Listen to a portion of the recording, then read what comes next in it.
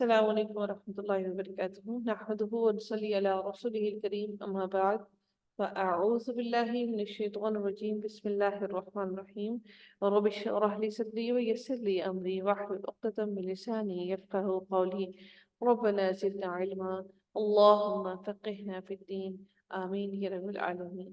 17ویں پارے کا آغاز ہوتا ہے، جس کا آغاز سورۃ الانبیاء سے ہوتا ہے، جو مکی سورہ ہے، اور اس سورہ کے اندر یہ سورہ چونکہ ہجرت سے پہلے نازل ہوئی، اس لیے اس کو مکی سورہ کہا جاتا ہے، جس کی 112 آیات ہیں، اور نزول کے اعتبار سے اس کا 21واں نمبر ہے، اور قرآن کے اندر اس کا 21واں نمبر ہے، اور نزول کے اعتبار سے یہ 73 نمبر پر یہ نازل ہوئی، جس کے ساتھ انہیں آغاز کرتے ہیں اس سورہ کا۔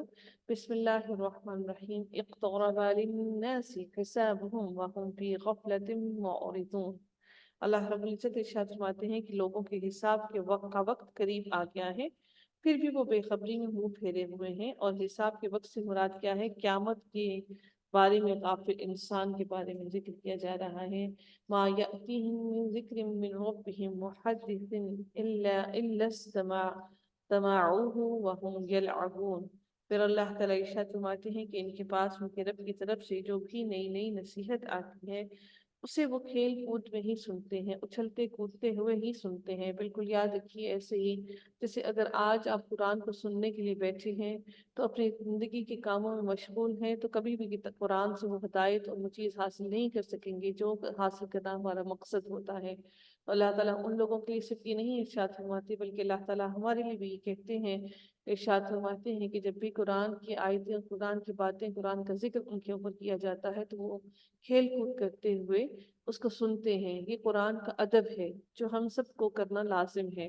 لیکن یہاں پر مشرکین مکہ کی بات کی جا رہی ہے، لیکن در حقیقت یہ کیونکہ قرآن تمام بنی نوح کے لیے ایک ہدایت ہے، تو سب کے لیے یہی حکم ہے جو ان کے لیے تھا، آج ہمارے لیے بھی یہی حکم ہے کہ ہم سارے کاموں سے فارغ ہو کر فرصت حاصل کر کے آرام سے قرآن کو سنیں تاکہ ہم ہدایت پا جائیں، ادروائز ہم وہ ہدایت نہیں پا سکیں گے۔ اللہ تعالیٰ پھر ارشاد فرماتے ہیں کہ ان کے دل بالکل غافل ہیں، اور ان ظالموں نے چپکے چپکے سرگوشیاں کی کہ وہ تم ہی جیسا انسان ہے، پھر کیا وجہ ہے جو تم آنکھوں دیکھے جادو میں آ جاتے ہو؟ پیغمبر نے کہا، میرا پروردگار ہے، میرا پروردگار ہر اس بات کو جو زمین اور آسمان میں ہے بخوبی جانتا ہے، وہ بہت سننے والا اور بہت جاننے والا ہے، وہ ہر چیز سے واقف ہے، وہ ہر چیز سے باخبر ہے۔ اور اللہ تعالیٰ پھر ارشاد فرماتے ہیں کہ اتنا ہی نہیں، اللہ تعالیٰ فرماتے ہیں بلکہ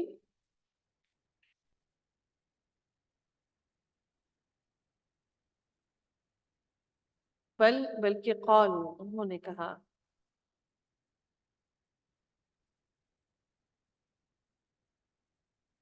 بلکہ قالوا، انہوں نے کہا، اضغاث احلام بل افتراہ بل هو شاعر۔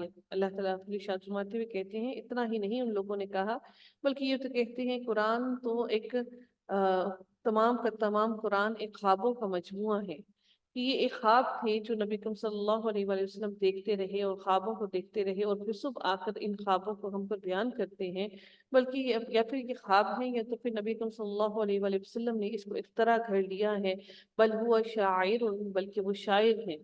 لیکن انہی چیزوں میں سے کچھ ہے، اس کے علاوہ قرآن کچھ نہیں ہے، بلکہ ہمارے سامنے یہ کوئی ایسی نشانی لاتے جیسے کہ اگلے پیغمبر بھیجے گئے تھے، جس طرح سے اللہ تعالیٰ نے ان کو نشانیاں دی، مختلف پیغمبروں کو مختلف نشانیاں دی جو ان لوگوں نے اپنی آنکھوں کے سامنے دی، لیکن اللہ تعالیٰ نے نبی کریم صلی اللہ علیہ وآلہ وسلم کو بھی نشانیاں دی، لیکن یہ نہیں مانتے تھے۔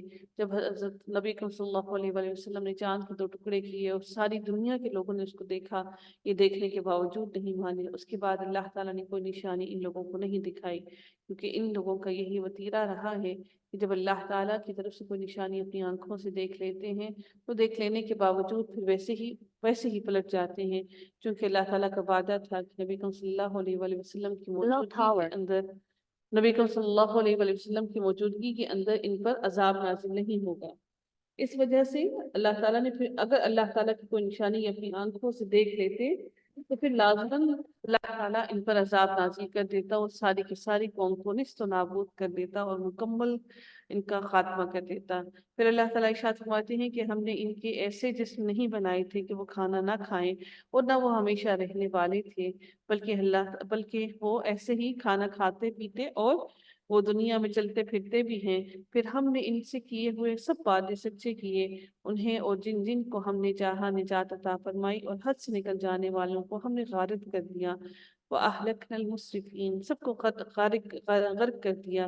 یقیناً ہم نے تمہاری جانب کتاب نازل فرمائی ہے جس میں تمہارے لیے ذکر ہے، کیا پھر بھی تم سب عقل سے کام نہیں لیتے ہو؟ پھر تم عقل کیوں نہیں استعمال کرتے؟ وَكَمْ قَصَمْنَا مِنْ قَرْيَةٍ كَانَتْ ظَالِمَةً وَأَنشَأْنَا بَعْدَهَا قومًا آخرین۔ اللہ تعالیٰ ارشاد فرماتے ہیں اور بہت سی بستیاں ہم نے تباہ کر دی جو ظالم تھی، اور ان کے بعد ہم نے دوسری قوم کو پیدا کر دیا۔ جب انہوں نے ہمارے عذاب کا احساس کر لیا تو اس سے بھاگنے لگے۔ جب ان کو احساس ہو گیا کہ اللہ تعالیٰ ان کو ان کو برباد کرنے والا ہے تو وہاں سے پھر بھاگ نکلے۔ اللہ تعالیٰ پھر فرماتے ہیں لا ترکضوا وارجعوا الى ما اترفتم فيه، بھاگ دوڑ نہ کرو اور جہاں تمہیں آسودگی دی گئی تھی وہیں واپس لوٹو اور اپنے مکانات کی طرف جاؤ تاکہ تم سے سوال تو کر لیا جائے۔ یعنی کہ یہ فرشتوں نے ندا دی ان لوگوں کو، یا مومنوں نے استہزاء کے طور پر کہا ان لوگوں کو جو کہ مومنوں کا مذاق اڑاتے تھے، یعنی جو نعمتیں اور آسائشیں تمہیں اللہ کی طرف سے حاصل تھیں جو تمہارے کفر اور سرکشی کا باعث تھیں، جس کی وجہ سے تم نعمتوں کی وجہ سے اللہ کا کفر کرتے تھے اور سرکشی کرتے تھے، اور جو مکانات تم اپنے پیچھے چھوڑ آئے ہو اور جن کی خوبصورتی پر تم فخر کیا کرتے تھے ان کی طرف واپس پلٹ کر تو دیکھو، پھر دیکھو اللہ تعالیٰ تم سے کیسے سوال کرے گا۔ قالوا یا ویلنا انا کنا ظالمین، پھر اللہ تعالیٰ پھر کیا ارشاد فرماتے ہیں، وہ لوگ کہنے لگے جو بھاگے تھے وہاں سے عذاب کے ڈر سے، ہائے ہماری خرابی، یا ویلنا، ہائے ہم پر افسوس، ان کنا ظالمین، کاش کہ ہم ظالم نہ ہوتے، ہم بڑے ہی ظالم تھے، ہم یہ سب کچھ جو کرتے رہے در حقیقت اپنی ہی جانوں پر ظلم کرتے رہے۔ پھر اللہ رب العزت ارشاد فرماتے ہیں پھر تو انہی کا یہی قول رہا، پھر وہ یہی دعویٰ کرتے رہے یہاں تک کہ ہم نے انہیں جڑ سے کٹی ہوئی کھیتی اور بجھی پڑی آگ کی طرح کر دیا، یعنی کہ بالکل راکھ کی طرح کر دیا۔ آگ تو پھر بھی فائدہ دیتی ہے، تپش دیتی ہے، گرمائش دیتی ہے، لیکن راکھ تو سوائے ہوا کے ساتھ اڑ جانے کی کچھ کام نہیں آتی۔ اللہ تعالیٰ فرماتے ہیں کہ پھر میں نے ان سب کو ایسے ہی کر دیا۔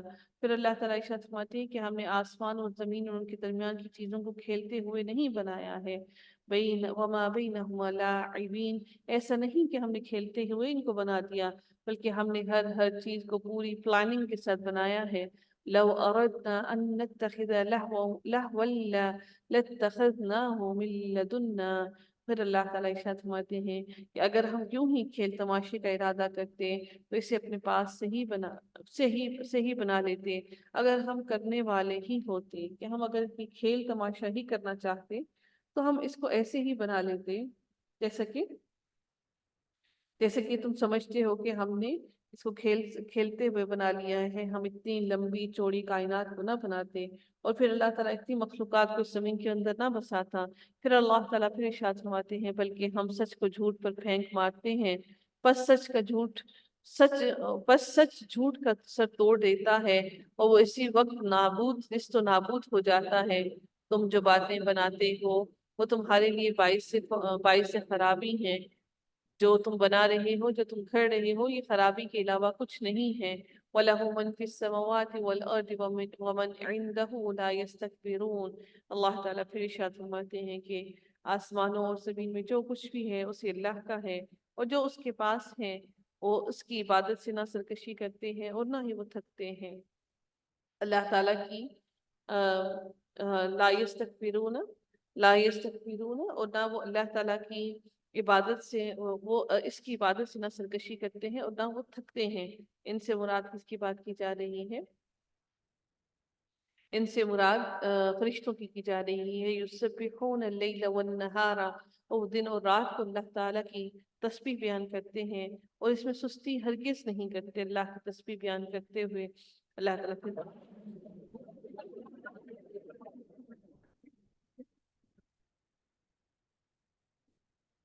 کیا ان لوگوں نے زمین کی مخلوقات میں سے جنہیں معبود بنا رکھا ہے وہ زندہ کر دیتے ہیں؟ اگر آسمان اور زمین میں سوائے اللہ تعالیٰ کے اور بھی معبود ہوتے تو یہ دونوں دھرم برم ہو جاتے، سب کچھ دھرم برم ہو جاتا۔ بس اللہ تعالیٰ عرش کا رب ہے، ہر اس چیز سے پاک ہے جو مشرک نبی اللہ تعالیٰ کے ساتھ بیان کرتے ہیں۔ اللہ تعالیٰ پھر ارشاد فرماتے ہیں وہ اپنے کاموں کے لیے کسی کے آگے جواب دہ نہیں ہے اللہ تعالیٰ، اور سب اس کے آگے جواب دہ ہیں۔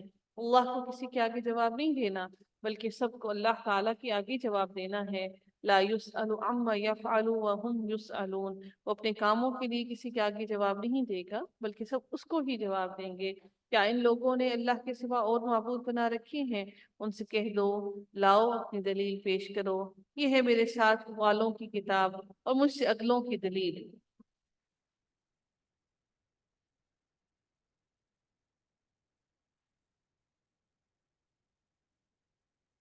بات در حقیقت یہ ہے کہ ان میں سے اکثر لوگ حق کو نہیں جانتے، اسی وجہ سے منہ موڑے ہوئے ہیں اور منہ موڑتے ہیں کیونکہ حق کو نہیں جانتے۔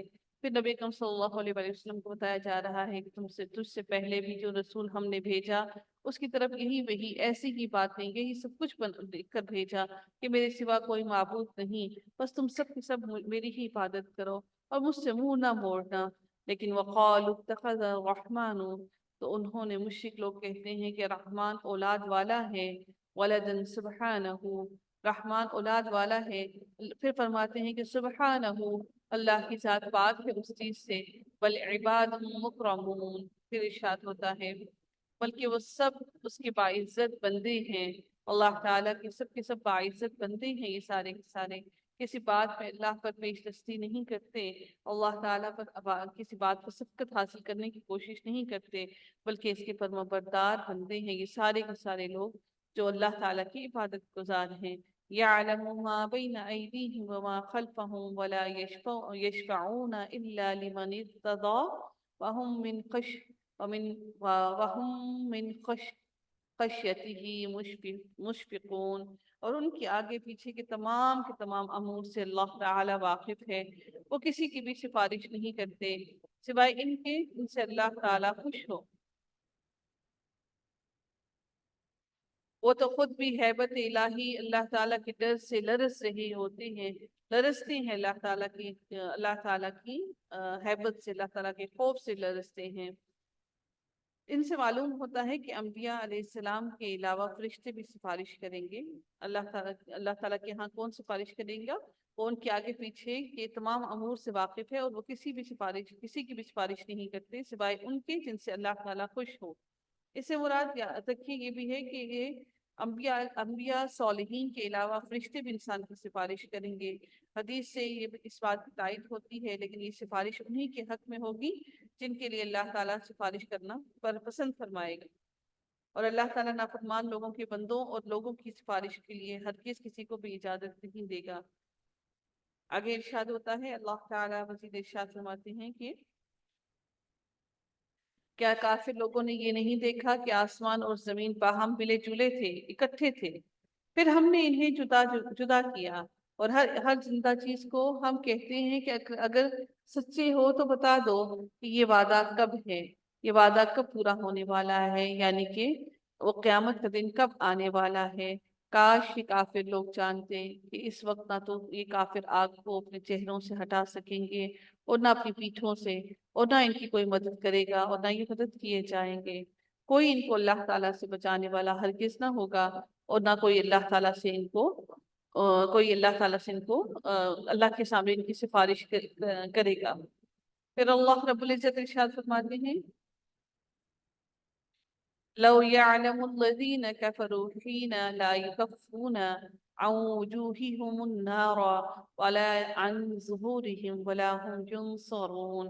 اللہ تعالیٰ پھر ارشاد فرماتے ہیں، کاش یہ کافر اس بات کو جانتے ہوتے کہ اس وقت نہ تو یہ کافر آگ کو اپنے چہروں سے ہٹا سکیں گے، اور نہ اپنی پیٹھوں سے ان کو ہٹا سکیں گے ساتھ کو، اور نہ ہی ان کی مدد کی جائے گی، بلکہ وعدے کی گھڑی ان کے پاس اچانک آ جائے گی اور انہیں ہکا بکا کر دے گی، ان کی آنکھیں کھلی کی کھلی رہ جائیں گی کہ یہ کیا، یہ کون سا وقت آ گیا، یہ کون سی گھڑی آ گئی۔ پھر نہ تو یہ لوگ اس وقت کو، اس قیامت کی گھڑی کو ٹال سکیں گے، اور نہ ہی ان کو ذرہ بھر بھی مہلت دی جائے گی، نہ وہ اس میں ان کو نہ ہی ان کو اس عذاب سے خلاصی دی جائے گی۔ اور تجھ سے پہلے رسولوں کے ساتھ بھی یہ ایسے ہی ہنسی مذاق کیا کرتے تھے۔ وقال وَلَقَدِ اسْتُهْزِئَ بِرُسُلٍ مِّن قَبْلِكَ فَحَاقَ بِالَّذِينَ سَخِرُوا مِنْهُم مَّا كَانُوا بِهِ يَسْتَهْزِئُونَ۔ یاد رکھیے کہ نہ صرف رسولوں سے، صالحین سے ہنسی مذاق کیا گیا، ان کا مذاق اڑایا گیا۔ آج آپ کو بھی محسوس ہوتا ہوگا کہ لوگ آپ سے تنزیہ ملتے ہیں اور تنزیہ باتیں کرتے ہیں اور تنزیہ نظروں سے آپ کی طرف دیکھتے ہیں۔ تو اگر یہ سارے کے سارے اہل ایمان والے لوگوں کے ساتھ ایسا ہی رویہ اپنایا گیا اور انہیں سمجھا گیا کہ ان کو تو دنیا کی کوئی خبر ہی نہیں، تو ہمارے ساتھ بھی یہ معاملہ ہوگا، یہ حق ہے، یہ ہونا ہے ہم سب کے ساتھ۔ اور پھر اللہ تعالیٰ پھر اگلی آیت کے اندر ارشاد فرماتے ہیں کہ ان سے پوچھئے کہ رحمان سے دن اور رات تمہاری حفاظت کون کر سکتا ہے؟ بات یہ ہے کہ یہ لوگ اپنے رب کے ذکر سے پھرے ہوئے ہیں، غافل ہیں، اللہ تعالیٰ کے ذکر سے منہ موڑے ہوئے ہیں۔ ام لہم آلہۃ تمنعہم من دوننا، پھر اللہ تعالیٰ ارشاد فرماتے ہیں کیا ہمارے سوا ان کے اور معبود ہیں جو انہیں مصیبتوں سے بچا لیں؟ کوئی بھی خود اپنی مدد کی طاقت نہیں رکھتا اور نہ کوئی ہماری طرف سے رفاقت دیا جاتا ہے، بلکہ ہم نے انہیں اور ان کے باپ داداؤں کو زندگی کے سر و سامان دیے، یہاں تک کہ ان کی مدت عمر گزر گئی۔ کیا وہ نہیں دیکھتے کہ ہم زمین کو اس کے کناروں سے گھٹاتے چلے آ رہے ہیں؟ اب کیا وہی غالب ہیں؟ یعنی کفر کو اللہ تعالیٰ سمیٹتا جا رہا ہے اور اسلام کو پھیلاتا جا رہا ہے، پھیلاتا ہوا دیکھ کر یہ پھیلاتا جا رہا ہے کہ اب وہ کافر یہ نہیں سمجھتے کہ وہ غالب ہیں۔ کون؟ اسلام والے غالب ہیں، ایمان والے غالب ہیں، اور اللہ تعالیٰ نے ایمان والوں کو فاتح بنا دیا، اللہ تعالیٰ نے ان کو فاتح بنا دیا، اور اللہ تعالیٰ نے ان کو غالب کیا اور ان کو معزز اور سرفراز بنایا۔ اللہ تعالیٰ کا یہاں پر مراد کی زمین کو سمیٹنا سے مراد کیا ہے کہ جیسے کہ آپ جانتے نہیں ہیں کہ ہم لوگ جب کہتے ہیں کہ جب کسی سے ایسی جگہ سے ملتے ہیں اور ہم کہتے ہیں کہ زمین جیسے سمٹ گئی ہو، اور جب مشکل وقت ہوتا ہے تو تب بھی ہمیں ایسے لگتا ہے کہ جیسے زمین تنگ ہو گئی ہو۔ تو کافروں کے لیے زمین سمٹ گئی اور اللہ تعالیٰ نے مسلمانوں کے لیے، اسلام کے لیے زمین کو کشادہ کر دیا اور پھیلا دیا، کیونکہ اسلام پھیلنا شروع ہو گیا۔ پھر اللہ تعالیٰ پھر ارشاد فرماتے ہیں کہ کہہ دیجئے نبی کریم صلی اللہ علیہ وآلہ وسلم میں تو تمہیں اللہ کی وحی کے ذریعے آگاہ کر رہا ہوں، مگر بہرے لوگ بات نہیں سنتے ہیں، جبکہ انہیں آگاہ کیا جائے تب بھی وہ اس قرآن کی طرف اپنے کانوں کو نہیں لگاتے ہیں بلکہ کانوں کو بند کر لیتے ہیں۔ اگر انہیں تیرے رب کے کسی عذاب کا جھونکا بھی لگ جائے تو پکار اٹھیں گے کہ ہائے ہماری بدبختی، یقیناً ہم گنہگار تھے، اسی وجہ سے ہمیں اس عذاب کے اندر ڈال دیا گیا۔ قیامت کے دن ہم درمیان میں لا رکھیں گے ٹھیک ٹھیک تولنے والی ترازو کو۔ قیامت کے دن ہم ان دونوں کے درمیان لا کر رکھ دیں گے ٹھیک ٹھیک تولنے والی ترازو کو۔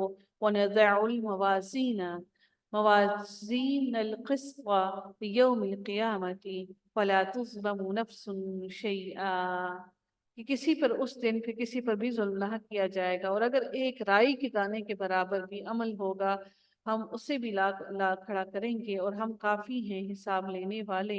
یہ بالکل سچ ہے کہ ہم نے موسیٰ اور ہارون کو فیصلے کرنے والا نورانی اور پرہیزگاروں کے لیے نصیحت والی کتاب عطا فرمائی۔ اب آگے حضرت موسیٰ علیہ السلام کا بھی ذکر کیا جا رہا ہے کہ ہم نے ان کو یہ کتاب عطا فرمائی۔ وہ لوگ جو اپنے رب سے بن دیکھے خوف کھاتے ہیں، اللہ تعالیٰ کو بغیر دیکھے ہی اللہ تعالیٰ کا خوف رکھتے ہیں، خشیت رکھتے ہیں، اللہ تعالیٰ ان کے لیے ارشاد فرماتا ہے کہ اور قیامت کی تصور سے بھی کام اٹھتے ہیں، اور یہ نصیحت اور برکت والا قرآن بھی ہمیں نے نازل فرمایا ہے، کیا پھر بھی تم اس کے منکر ہو؟ یقیناً ہم نے اس سے پہلے ابراہیم کو اس کی سمجھ بوجھ بخشی تھی اور ہم اس کے احوال سے بخوبی واقف تھے، جبکہ اس نے اپنے باپ سے اور اپنی قوم سے کہا کہ یہ مورتیاں جس کی تم پوجا کر رہے ہو اور بنا رہے ہو یہ کیا ہیں؟ سب نے جواب دیا کہ ہم نے اپنے باپ دادا کو انہی کی عبادت کرتے ہوئے ایسے ہی پایا، یعنی کہ جو باپ دادا کو دیکھا ویسے ہی ہم نے بھی کیا۔ اور پھر اللہ تعالیٰ پھر ارشاد فرماتے ہیں کہ آپ نے فرمایا، کس نے؟ حضرت ابراہیم علیہ السلام نے فرمایا، پھر تو تم اور تمہارے باپ دادا سبھی کے سبھی یقیناً گمراہی میں مبتلا ہیں اور گمراہی میں ہی مبتلا رہے۔ کہنے لگے، آپ ہمارے پاس سچ مچ حق لائے ہیں یا یوں ہی پھر ہمارا مذاق اڑا رہے ہیں یا یوں ہی پھر ہمارے کھیل تماشا بنا رہے ہیں؟ انت من اللاعبین۔ پھر اللہ تعالیٰ ارشاد فرماتے ہیں کہ آپ نے فرمایا، نہیں، در حقیقت تم سب کا پروردگار تو وہ ہے جو آسمانوں اور زمین کا مالک ہے، جس نے انہیں پیدا کیا ہے۔ میں تو اسی بات کا گواہ ہوں اور قائل ہوں، اور اللہ کی قسم میں تمہارے ان معبودوں کے ساتھ جب تم علیحدہ پیٹ پھیر کر چل دو گے ایک چال چلوں گا، یعنی کہ چال تمہاری معبودوں کے ساتھ چلوں گا جو تمہارے معبود بن بیٹھے ہیں، تم نے جن کو اپنا معبود بنا لیا ہے، میں ان کے ساتھ ایک چال چلوں گا۔ اب وہ چال کیا تھی کہ حضرت ابراہیم علیہ السلام نے اپنے دل میں ایک ارادہ کیا۔ بعض کہتے ہیں کہ آہستہ سے کہا، جس سے مقصود بعض لوگوں کو سنانا تھا، اللہ عالم کہ انہوں نے وہ کیا تھا، لیکن اس کے بارے میں انہوں نے کچھ کہتے ہیں کہ انہوں نے دل میں کہا اور کچھ کہتے ہیں کہ انہوں نے اونچی کہا۔ اب ان کی تدبیر اور چال کیا تھی کہ انہوں نے تمام کے تمام بتوں کو توڑ ڈالا۔ اور آگے پھر ارشاد ہوتا ہے، وَاتَ اللَّهِ لَا أَكِيدَنَّ أَصْنَامَكُمْ بَعْدَ أَن تُوَلُّوا مُدْبِرِينَ۔ پھر وہی ارشاد ہوا یہی کہ جب تم یہاں سے چلے جاؤ گے تو پھر دیکھو میں تمہارے بتوں کے ساتھ کیا چال چلتا ہوں۔ وَجَعَلَهُمْ جُذَاذًا إِلَّا كَبِيرًا لَهُمْ لَعَلَّهُمْ إِلَيْهِ يَرْجِعُونَ۔ پھر اللہ تعالیٰ ارشاد فرماتے ہیں کہ آپ نے فرمایا، نہیں، در حقیقت تم سب کا پروردگار تو وہ ہے جو بس اس نے ان سب کے ٹکڑے ٹکڑے کر دیے۔ کن کے؟ فَجَعَلَهُمْ جُذَاذًا إِلَّا كَبِيرًا، سب کے ٹکڑے کر دیے، اور پھر ان کے ٹکڑے کر دینے کے بعد صرف بڑے بت کو چھوڑ دیا۔ جُذَاذًا إِلَّا كَبِيرًا لَهُمْ لَعَلَّهُمْ إِلَيْهِ يُرْجَعُونَ، کیونکہ ان کو معلوم تھا کہ یہ سب کے سب اسی بت کی طرف لوٹیں گے جو سب سے بڑا بت ہے، جس کی عبادت یہ سب سے زیادہ کیا کرتے تھے۔ قالوا سمعنا فتى يذكرهم يقال له ابراہیم۔ پھر اللہ تعالیٰ ارشاد فرماتے ہیں، کہنے لگے کہ ہمارے خداؤں کے ساتھ یہ کس نے کیا؟ ایسا شخص تو یقیناً ظالموں میں سے ہے جس نے ہمارے خداؤں کے ساتھ ایسا کیا۔ بولے، ہم نے ایک نوجوان کو اس کا تذکرہ کرتے ہوئے سنا تھا جسے ابراہیم علیہ السلام کہا جاتا ہے، جس کو ابراہیم کہا جاتا ہے، ہم نے اس کو ہمارے الہوں کے بارے میں ایسا تذکرہ کرتے ہوئے سنا تھا۔ پھر ارشاد ہوتا ہے کہ سب نے کہا، اچھا اسے مجمع میں لوگوں کی نگاہوں کے سامنے لاؤ تاکہ سب دیکھیں کہ اس نے ایسا کیوں کیا۔ کہنے لگے، قالو، انہوں نے کیا کہا، قالو اَأَنْتُ فَعَلْتَ هَذَا بِآلِهَتِنَا یا ابراہیم، اے ابراہیم، کیا تو نے ہی ہمارے خداؤں کے ساتھ یہ حرکت کی ہے؟ اگر تو ایسا ہے تو تم نے ایسا کیوں کیا ہے؟ تو ابراہیم علیہ السلام نے ان کو کیا جواب دیا کہ اس کام کو ان کے بڑے جو سب سے بڑا بت ہے، سب سے بڑا خدا ہے، اس نے کیا ہے، تو اسی سے کیوں نہیں پوچھ لیتے کہ اس کو کس نے کیا ہے؟ اگر یہ حقیقت میں بولتے چالتے ہیں تو تم اس سے کیوں نہیں استفسار کرتے، کیوں نہیں پوچھتے؟ بس یہ لوگ اپنے دلوں میں قائل ہو گئے اور کہنے لگے، واقعی ظالم تو تم ہی ہو، تم نے ہی لازماً ایسے کیا ہوگا۔ پھر اپنے سروں کے بل اوندھے ہو گئے اور کہنے لگے کہ یہ تو تجھے بھی معلوم ہے کہ یہ بولنے چالنے والے نہیں، پھر تو کیوں ایسے ہمارے ساتھ کر رہا ہے، کیوں ہمیں ایک ایسی آزمائش میں مبتلا کر رہا ہے؟ پھر ارشاد ہوتا ہے، قال افتعبدون من دون اللہ ما لا ينفعكم شيئا ولا يضركم۔ اللہ کے خلیل نے اسی وقت فرمایا، افسوس، کیا تم اللہ کے علاوہ ان کی عبادت کرتے ہو جو نہ تمہیں کچھ بھی نفع دے سکتے ہیں اور نہ ہی تمہیں کوئی نقصان دے سکتے ہیں؟ اف لکم، کیا فرمایا؟ اف ہے، تو اف ہے تم پر اور ان پر جن کی تم اللہ کے سوا عبادت کرتے ہو۔ افسوس ہے ان پر اور تم پر جن کی تم عبادت کرتے ہو اللہ کے سوا۔ کیا تمہیں اتنی بھی عقل نہیں ہے کہ تم ان کی عبادت کرتے ہو جو نہ چل پھر سکتے ہیں، نہ ہل سکتے ہیں، نہ تمہیں نفع اور نقصان دے سکتے ہیں؟ کیسے بے وقوف ہو تم لوگ۔ قالو، انہوں نے کہا، کہنے لگے کہ اسے جلا دو اور اپنے خداؤں کی مدد کرو اگر تمہیں کچھ کرنا ہی ہے تو۔ یعنی کہ ان لوگوں کو اپنے خداؤں کی مدد کرنا خود کرنا پڑی، ان کے خدا کسی کی مدد نہیں کر سکتے تھے۔ انہوں نے کیا کہا کہ اس کو جلا دو اور اپنے خداؤں کی مدد کرو۔ پھر کیا حضرت ابراہیم علیہ السلام نے کیا کہا؟ اللہ تعالیٰ سے دعا کی، قلنا یا نار کونی بردا وسلاما علی ابراہیم، کہنے لگے ابراہیم علیہ السلام، اے آگ، کیا دعا کہتی؟ ہم نے فرما دیا اے آگ، اللہ تعالیٰ فرماتے ہیں کہ ہم نے فرما دیا اے آگ تو ٹھنڈی پڑ جا، اور ابراہیم علیہ السلام کے لیے سلامتی اور آرام کی چیز بن جا۔ حضرت ابراہیم علیہ السلام کو آگ کے اندر ڈالا، لیکن وہ آگ ان کا کچھ نہ بگاڑ سکی، بلکہ اللہ تعالیٰ نے اس آگ کو ان کے لیے ٹھنڈا کر دیا۔ پھر ارشاد باری تعالیٰ ہوتا ہے، دیکھیں انہوں نے اپنے خدا کی خود مدد کی۔ خدا تو ایسا نہیں ہونا چاہیے کہ جس کی مدد کی جائے، بلکہ وہ دوسروں کی مدد کرتا ہے۔ تو ہم نے فرما دیا اے آگ تو ٹھنڈی پڑ جا، اور ابراہیم علیہ السلام کے لیے سلامتی اور آرام کی چیز بن جا۔ تو انہوں نے ابراہیم علیہ السلام کا برا چاہا، لیکن ہم نے انہیں ناکام بنا دیا، اور ہم ابراہیم اور لوط کو بچا کر اس زمین کی طرف لے چلے جس میں ہم نے تمام جہان والوں کے لیے برکت رکھی تھی۔ اللہ تعالیٰ ان کو وہاں سے لے کر ایسی سرزمین میں لے گیا جہاں اللہ تعالیٰ نے تمام لوگوں کے لیے برکت رکھی تھی۔ اس سے مراد اکثر مفسرین کے نزدیک ملک شام ہے، جسے شادابی اور پھلوں اور نہروں کی کثرت نیز انبیاء علیہ السلام کا مسکن ہونے کے لحاظ سے بابرکت کہا گیا ہے۔ پھر اللہ تعالیٰ ارشاد فرماتے ہیں کہ اور ہم نے اسے اسحاق عطا کیا، اور پھر ہم نے اس کو اسحاق اور یعقوب اس کو عطا کیا، اور ہر ایک کو ہم نے صالح بنایا، اور ہم نے انہیں پیشوا بنا دیا کہ ہمارے حکم سے لوگوں کی رہبری کریں، اور ہم نے ان کی طرف نیک کاموں کے کرنے اور نمازوں کے قائم رکھنے اور زکوٰۃ دینے کی وحی بھی کی، اور وہ سب کے سب ہماری عبادت گزار ہی بندے تھے۔ پھر حضرت لوط علیہ السلام کا ذکر ہوتا ہے۔ پھر اللہ تعالیٰ ارشاد فرماتے ہیں کہ ہم نے لوط علیہ السلام کو بھی حکم اور علم دیا، اور اسے اس بستی سے نجات دی جہاں کے لوگ گندے کاموں میں مبتلا تھے، اور تھے بھی وہ بدترین گناہگار قسم کے لوگ تھے۔ پھر اللہ تعالیٰ ارشاد فرماتے ہیں کہ ہم نے لوط علیہ السلام کو اپنی رحمت میں داخل کر لیا، بے شک وہ نیکوکار لوگوں میں سے تھا۔ نوح کے اس وقت کو یاد کیجئے جبکہ اس نے اس سے پہلے دعا کی، ہم نے اس کی دعا قبول فرمائی، اور اسے اور اس کے گھر والوں کو بڑے کرب سے نجات دی۔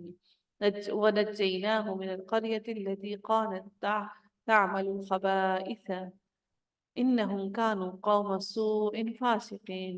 اور پھر اللہ تعالیٰ آگے ذکر کرتے ہیں اگلے رکوع کے اندر نوح علیہ السلام کا، وَنُوحًا إِذْ نَادَىٰ، سارے انبیاء کا ذکر ہم پڑھ رہے ہیں، تھوڑا تھوڑا شارٹ ڈیٹیل میں نہیں ہے، لیکن تھوڑا تھوڑا پڑھ رہے ہیں۔ اور نوح علیہ السلام کے وقت کے بارے میں اللہ تعالیٰ بیان کرتے ہیں کہ اس نے اس سے پہلے دعا کی، اور ہم نے اس کی دعا قبول فرمائی، اور اسے اور اس کے گھر والوں کو بڑے کرب سے نجات دی۔ اور پھر اللہ تعالیٰ ارشاد فرماتے ہیں کہ اور جو لوگ ہماری آیتوں کو جھٹلا رہے تھے ان کے مقابلے میں ہم نے ان کی مدد کی، یقیناً وہ برے لوگ تھے، بس ہم نے ان سب کو پانی میں ڈبو دیا۔ ہم نے ان سب کو پانی میں ڈبو دیا۔ ڈبونا کیا ہوتا ہے؟ اچھا آپ کو معلوم ہے کہ ایک ہوتا ہے نا کہ پانی میں پورا ڈوب جانا، اللہ تعالیٰ فرماتے ہیں کہ ڈبو دیا۔ اس سے مراد دیکھیے کتنی اہم بات ہے کہ ڈبونا کیا ہوتا ہے، کہ انسان غوطے لگا کر اوپر اٹھتا ہے، پھر نیچے ڈوبتا ہے، پھر غوطے لگا کر اوپر اٹھنے کی کوشش کرتا ہے، پھر ڈوبتا ہے، پھر ان کو کوئی رستہ نظر نہیں آتا، اور پھر آخر کار وہ ڈوب ہی جاتے ہیں۔ پھر حضرت داؤد اور سلیمان علیہ السلام کا ذکر کیا گیا، جبکہ وہ کھیت کے معاملے میں فیصلہ کر رہے تھے کہ کچھ لوگوں کی بکریاں رات کو اس میں چر چک گئی تھیں، اور ان کے فیصلے میں ہم موجود تھے۔ اب یہ اگر فیصلے کے بارے میں آپ کو میں بتاؤں تو یہ ایسا تھا کہ ایک شخص کی بکریاں دوسرے شخص کے کھیت میں رات کو جا گھسیں، اور اس کی کھیتی ساری کی ساری چک گئی۔ حضرت داؤد علیہ السلام نے جو پیغمبر ہونے کے ساتھ ساتھ حکمران بھی تھے، فیصلہ دیا کہ بکریاں کھیت والا لے لے تاکہ اس کے نقصان کی تلافی ہو جائے۔ حضرت سلیمان علیہ السلام نے اس فیصلے سے اختلاف کیا۔ حضرت داؤد اور حضرت سلیمان علیہ السلام کا کیا رشتہ تھا آپس میں؟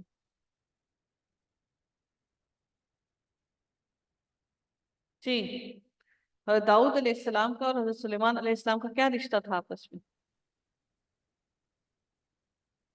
جلدی بتائیے گا۔ باپ بیٹے تھے۔ ہاں، باپ بیٹا تھے۔ تو اللہ تعالیٰ نے حضرت داؤد علیہ السلام کو بھی حکمت عطا کی تھی، اور حضرت سلیمان علیہ السلام کو بھی حکمت اللہ تعالیٰ نے ان کو عطا کی تھی۔ اور حضرت داؤد علیہ السلام جب تسبیح کیا کرتے تھے، ان کو اللہ تعالیٰ نے بڑی مترنم آواز دی تھی، تو ان کے ساتھ تمام زمین و آسمان کی چرند پرند، پہاڑ اور درخت سارے ان کے ساتھ اللہ کے تسبیح میں شامل ہو جاتے تھے. آپ کو معلوم ہے اس چیز کا؟ آگے دیکھتے ہیں جی. یہ باپ بیٹا تھے دونوں. حضرت سلیمان علیہ السلام نے اس فیصلے سے اختلاف کیا اور یہ فیصلہ دیا کہ بکریاں کچھ عرصے کے لیے کھیتی کے مالک کو دے دی جائیں، وہ اس سے فائدہ اٹھائے، اور کھیتی بکری والے کے سپرد کر دی جائے تاکہ وہ کھیتی کی آبپاشی اور دیکھ بھال کر کے اسے صحیح کرے. جب وہ اس حالت میں آ جائے جو بکریوں کے چرنے سے پہلے تھی تو کھیتی والوں کو اور بکریاں بکری والے کو واپس کر دی جائیں. پہلے فیصلے کے مقابلے میں دوسرا فیصلہ اس لحاظ سے زیادہ بہتر تھا کہ اس میں کسی کو بھی اپنی چیز سے محروم ہونا نہیں پڑا. جبکہ پہلے فیصلے میں بکری والے اپنی بکریوں سے محروم کر دیے گئے تھے، تاہم اللہ تعالیٰ نے حضرت داؤد علیہ السلام کی بھی تعریف کی اور فرمایا کہ ہم نے ہر ایک کو، یعنی داؤد علیہ السلام اور سلیمان علیہ السلام دونوں کو، علم و حکمت سے نوازا تھا. بعض لوگ اس سے استدلال کرتے ہوئے کہتے ہیں کہ ہر مجتہد مسیب ہوتا ہے، یعنی کہ اس کو لازمی درست ہی فیصلہ کرنا چاہیے. اور امام شوکانی فرماتے ہیں کہ یہ دعویٰ صحیح نہیں ہے. کسی ایک معاملے میں دو الگ الگ متضاد فیصلہ کرنے والے دو مجتہد بیک وقت دونوں مسیب نہیں ہو سکتے. ان کے ایک درست ہوگا اور دوسرے کا فیصلہ لازمی طور پر غلط ہوگا. ان میں ضرور ایک مسیب درست فیصلے پر کرنے والا اور دوسرا غلط فیصلہ کرنے والا. البتہ یہ الگ بات ہے کہ مجتہد سے جب غلطی ہو جائے تو عند اللہ گناہگار نہیں ہوگا، بلکہ اس پر بھی اجر دیا جائے گا، اس کو ایک اجر ملے گا. ٹھیک ہے؟ تو اس لیے فیصلہ جو عدالت میں موجود ہوتا ہے وہ اپنی طرف سے تمام کے تمام اپنی سمجھ بوجھ کے مطابق فیصلہ کرتا ہے، تو اس لیے وہ گناہگار نہیں ہوتا.